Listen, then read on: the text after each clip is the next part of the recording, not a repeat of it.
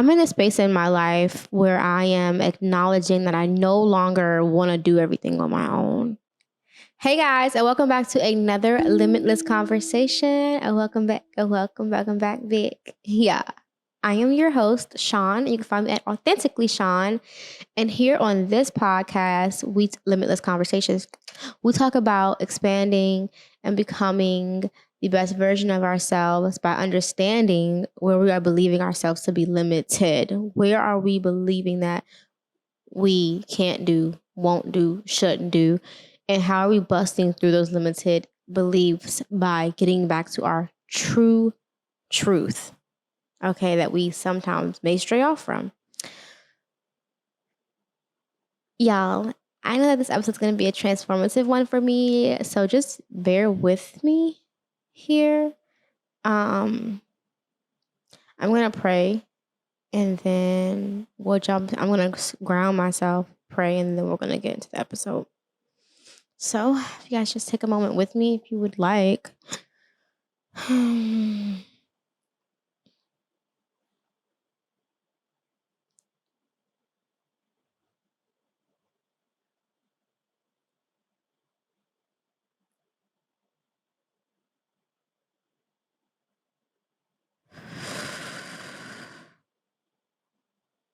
God, I said in this moment, you're with me. I said in this moment, I am honest, truthful, and vulnerable to the degrees that are needed for the transformation and the release to happen. God, be with me present here. Hold my hand through this, rub my back. Talk to me. Allow this space to feel safe, to be safe. Not only where I am right now, but where it is distributed, God. I want nothing in this moment but to serve the greatest and highest good of my purpose and yours as well. And I ask you that in this moment, you allow me to do that and allow me to be used to do that. God, I pray that whomever listening to this is able to discern what is for them and what is not. I pray that they are able to get something from this message. I pray that their hearts are open to hear if it is their mission, if it is their journey too, and that their ears are as well. Thank you for all that you're going to do in this conversation, and amen. So there's this song, guys, that's been just on repeat for me, and it's called Yet. And I don't actually want to have the song on repeat because in the song she feels so like broken. She feels so defeated. She feels like she doesn't know how amazing she is. And so it's been playing, and God talks to me a lot through music because sometimes I can't convey how I feel, or I might try to ignore how I'm feeling or whatever. And in those moments, God uses music. And this song has just been, I can't escape it. It just keeps coming to me, and I just have to keep singing it. And in the song, she says, it goes, God, don't give up on me yet. I know I'm not the best yet, but I'm trying, so don't give up on me yet. And she says, I know I've come so far and got so far to go. And with these brand new scars, I don't know what she says. Dun, dun, dun, dun, dun, dun, dun, dun. I'm already see something about, and I gotta believe it. So don't give up on me yet. And it goes very well with the message. So I don't know where this conversation is going to take us, but there's a message that's coming up, and it's rigidness. Rigidness, and a hard heart. God, that makes me emotional every time I say that. A hard heart and rigidness. I even feel my heart as I'm saying it, child.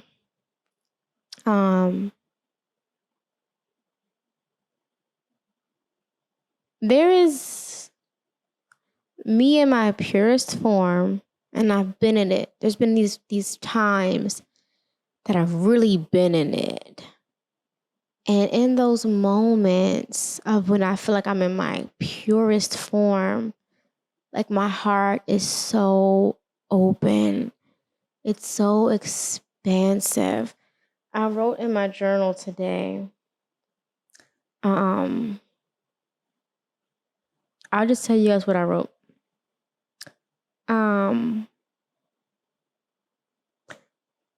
I was discussing something and I wrote, God, I don't want my heart to be hard. I want to give and receive openly, God.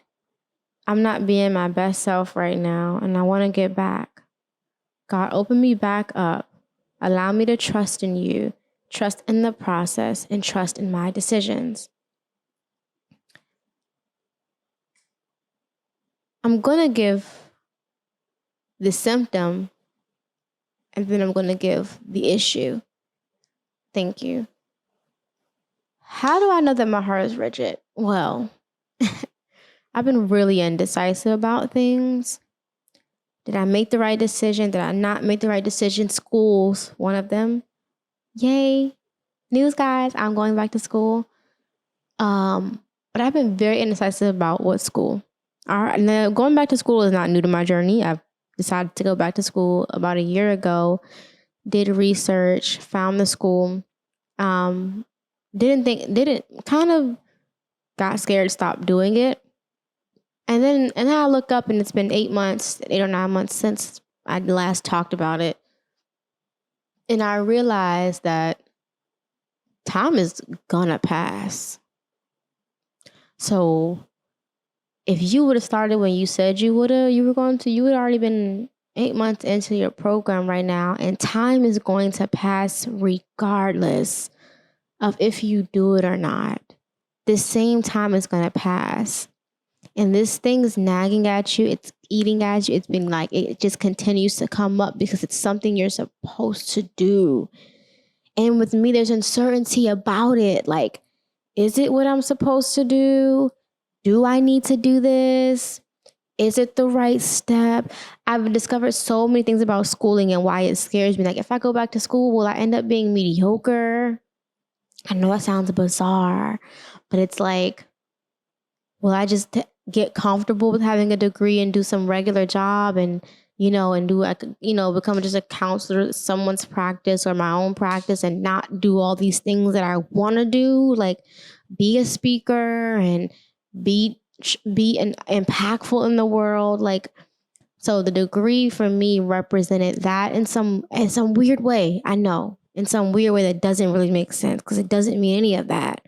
But in my mind, it's what I said. So I was like, I don't even need to go to school. Why would I rack up that debt? Why would I go all that time?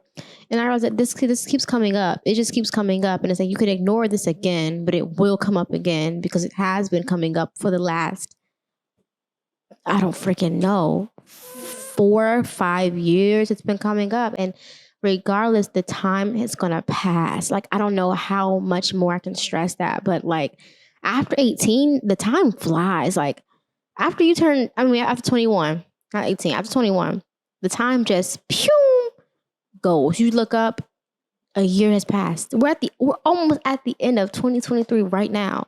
Where did it go? So I'm realizing that time's going to pass me regardless. So the 2 years I'm scared to commit to school because I'm scared of what if I don't get my license? What if I fail this test? What if I don't? All these thoughts. That time is going to pass regardless, Sean. So you can either let it pass and you have not done what you wanted, or you can go after what you want and the time's going to go regardless. So wouldn't you rather have tried to go after this thing and see what happens with the same amount of time that you could have been sitting in fear and not have done it? So, same for you, right? If there's something that you want to go after, but it takes time, it requires patience, it requires more of you than maybe you have pushed yourself or are believing yourself to be able to have right now, or for whatever excuse and limiting belief you're giving yourself, understand that regardless if you do it or don't do it, that time that you're scared that you're going to waste is gonna waste away anyway. So in realizing that, as I get better and better every time, we get closer and closer to this goal every time. It might have taken me 4 years, but I'm doing it right time I'm supposed to be doing it. So yeah, there's all this indecisive. So anyway, I came back to it and I'm like, okay. I'm like, well, let me look more into this, let me learn more. When in doubt, learn more, child. Learn more and never do, right? So keep learning more. So I'm like researching all these schools. I've been researching school for the last week or so. And sorry. I've been researching school for the last week or so. And just to come back to the school I originally started with. And when I first was about to start researching again, God told me, you're going to come back to this. You've already done the research. Stop re-researching. You've already done it. You're just coming up with reasons to not do this thing because you're nervous or whatever. So that comes with this indecisiveness, right? That's a symptom. Indecisiveness is a symptom of being rigid-hearted and being rigid-hearted. And what was the other word I came up with? Being rigid and hard-hearted. That's it. Being rigid and hard-hearted. That's a symptom. This indecisiveness. Because what the indecisiveness comes from is not trusting in my process, not trusting in my journey. I was listening to this podcast the other day. It was Jay Shetty, and he had the guy who was the CEO of Airbnb. And he mentioned, I just lost what he mentioned I wanted to mention. Let me see if I can get it back. The rigidness, hard-hearted.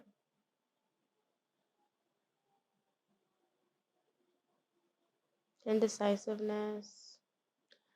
All right, whatever the quote was I was about to refer to, I'm totally blanking on it. It will come back when it's time, I guess. Those are all symptoms of but the mistrust in yourself is just a symptom of being rigid-hearted because you're not trusting in the process of things. You're not trusting that things are going to work out. So you're being so strategic about every move that you make. You're being so mindful of every move that you make. God even redirected me to a live that I did on my Instagram that maybe I'll post a clip in here. Maybe I won't. But if I don't post a clip, maybe I can link it. I don't know. We'll see. But in that episode, right, this is where Limitless conversation started as my Instagram lives. And that's how this thing became a podcast. But I had a video that was talking about having standards and how standards has us in a chokehold because standards have become this thing of this checklist. And in that video, God had brought it back to me to watch again. Because during this period, I was on fire, baby.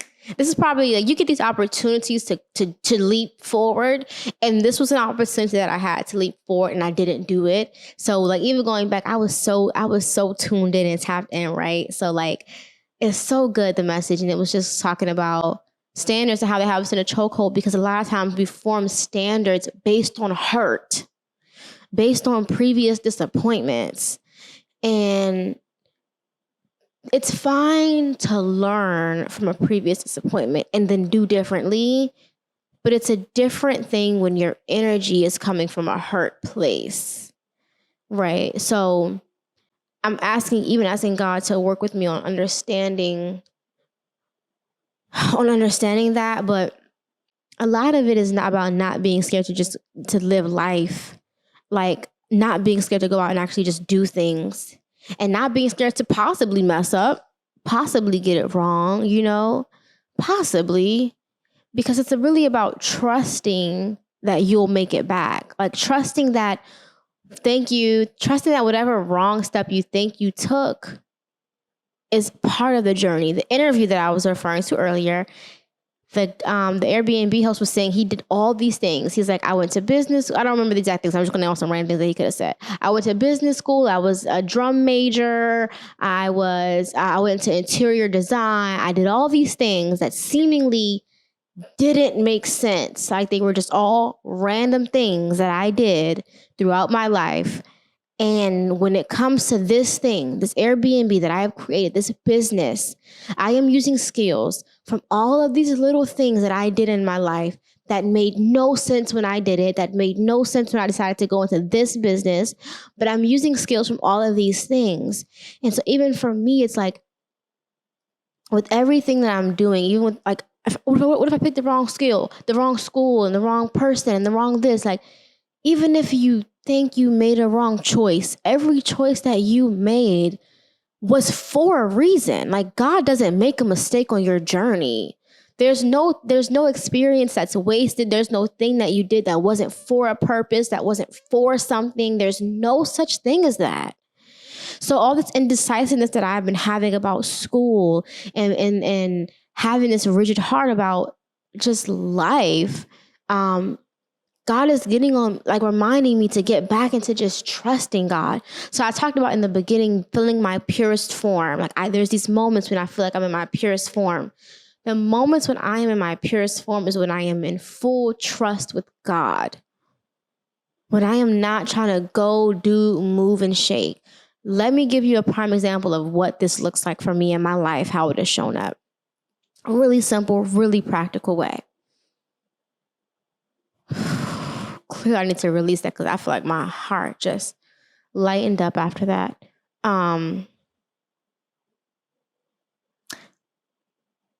I'm in a space in my life where I am acknowledging that I no longer want to do everything on my own. I grew up a very independent child, and it's caused me to be very independent. Independent of like, in sense of, I guess I like, cause like I had my granddad, I had my mom, but I just grew up very independent because my brother needed a lot more attention than I necessarily. I wasn't like a troubled child. I was kind of just chilling. So I grew up like, and I'm a middle child, so whatever that means if someone could tell me. But so I just grew up very like independent. So I'm at this point in my life where I am acknowledging that two is better than one. That groups are better than just me. And then I'm at a space where I don't necessarily want to do it all on my own. Going back to school scares me.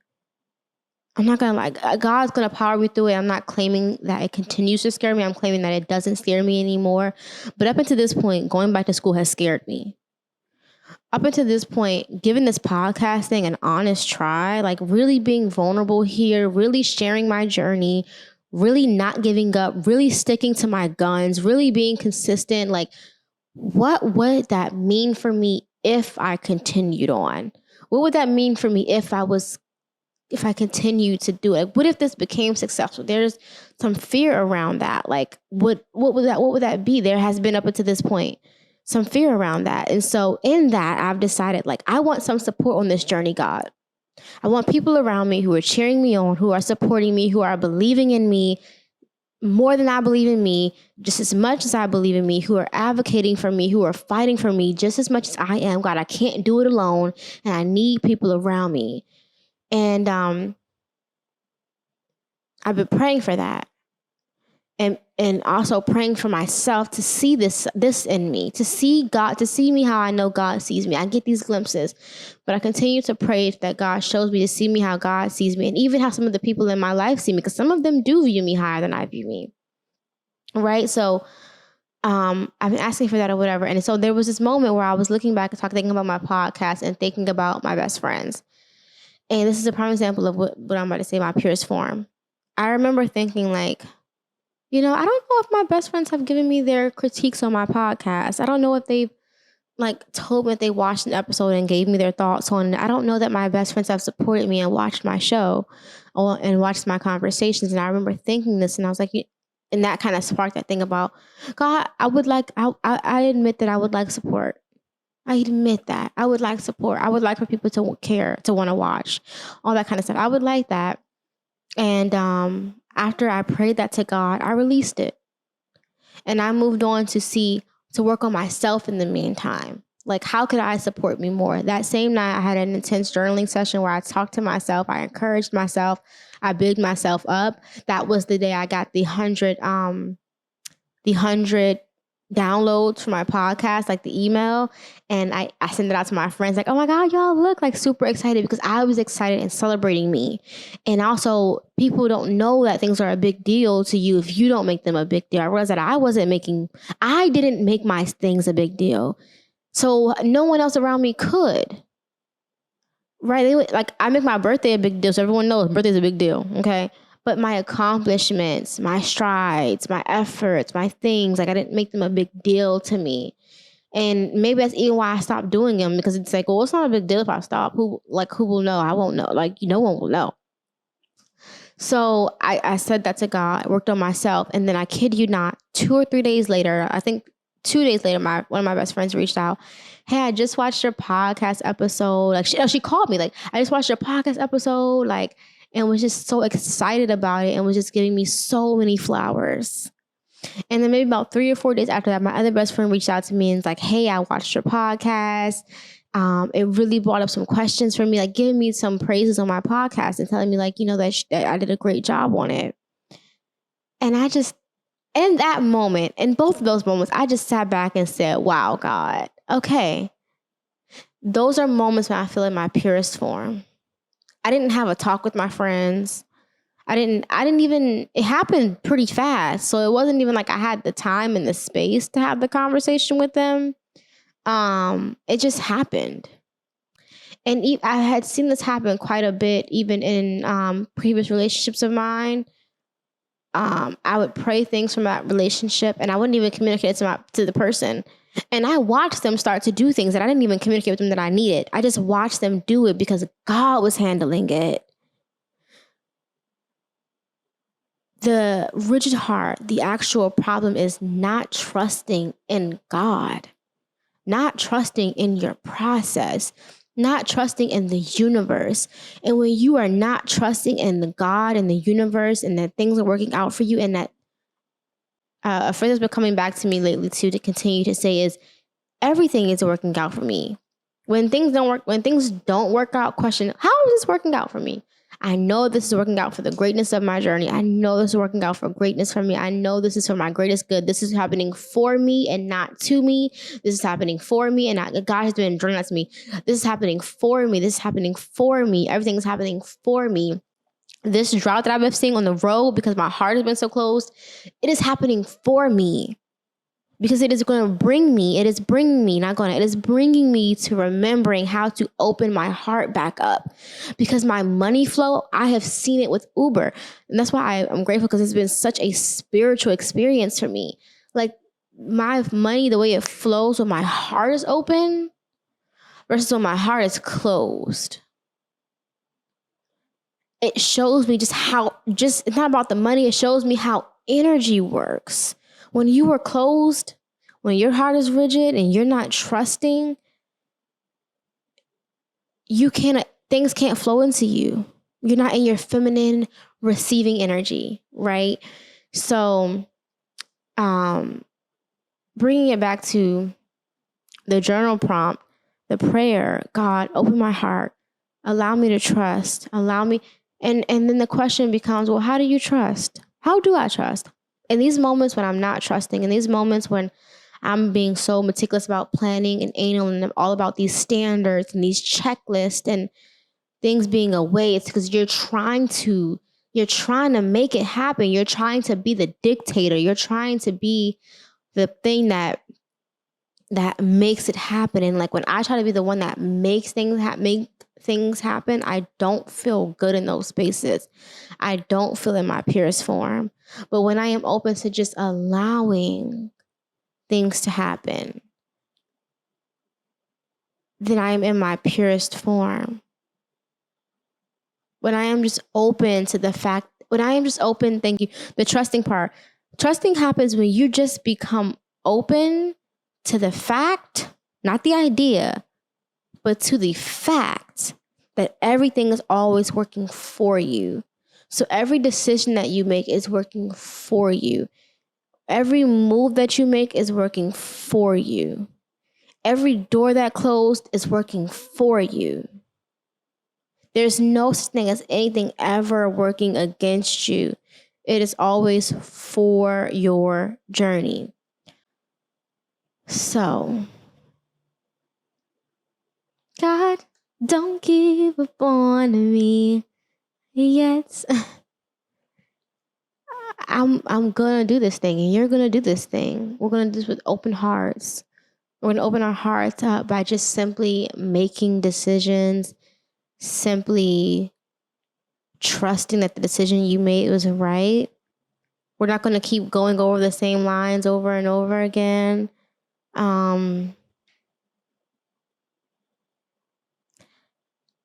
There's still some things in this matter that I need clarity with, but this has been a great start to this conversation. This has been a great start to this conversation about opening up your heart. Open your heart up. Yo, that like part comes to me all the time. And I get like this is a big one for me. Wow. I'm now, because that song, like sometimes that little bit of that song will come to me and I'll just be like driving and I'm like, open your heart up, open your heart up. And I just keep singing that. And this is the thing for me. Opening my heart up. So I pray that let's pray. God, don't give up on us. Allow our hearts to continue to be opened up, to continue to trust, to continue to allow ourselves to journey through life, knowing that everything is happening for us, that we get to do these things, and that everything that we get to do is always happening for the greater good of our journey, and that even if each piece doesn't make sense in this moment, it will one day. And even if this piece feels like it doesn't make sense to do, it will make sense one day. All I am responsible for is following the impulses, following the feelings, following my heart, and acting accordingly. Acting accordingly. The decision that I made strictly with my mind.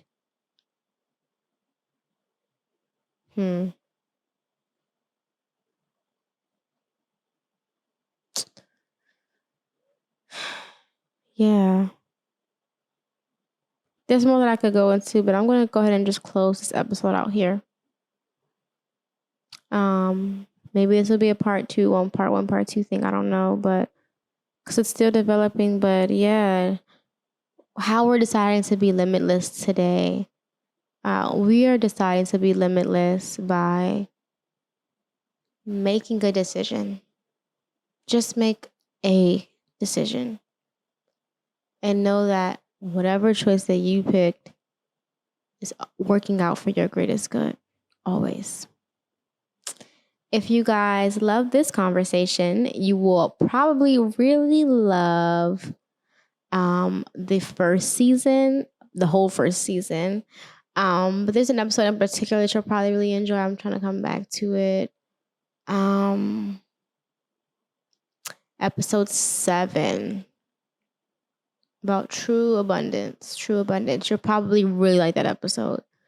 I'm going to wrap this up here. It's not an hour long today, which is cool.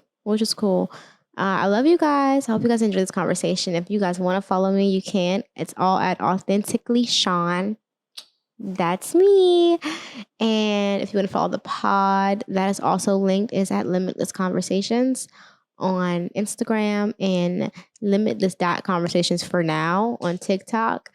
And yeah, if you guys want to watch the visuals, if you're not watching the visuals, it's on YouTube. And the channel is at Authentically Sean, where you can find the podcast. And this conversation is on all platforms, on Apple Podcast and Spotify, Google Podcasts. So yeah, we're official. We out here, wherever you want to listen. I'm going to go. I love you guys, and I'll talk to you guys next time. Bye.